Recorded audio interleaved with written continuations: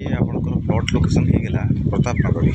प्रतापनगरी हेले जोटा कि आप धाकुले पीठ देखिथे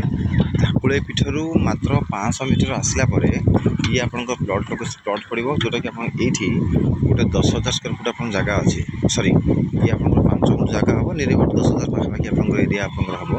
जो कटाई गुंठ आप 1742 अच्छी 1742 सरी 6 गुंठ जगह अच्छी 5 गुंठ प्लस 6 गुंठ नियर बाय 6 गुंठ पाखापाखि आप धरतु 6 गुंठ मानिक चलते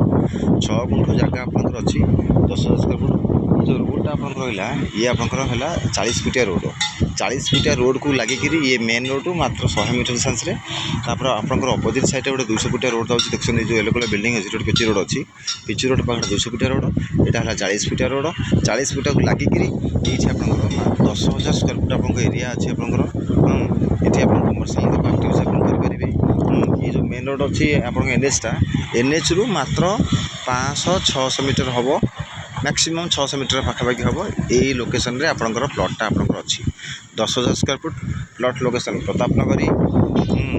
धाकुले पीठर अपोजिट साइड रे ये अच्छी आपंकर मेन रोड को लगिकी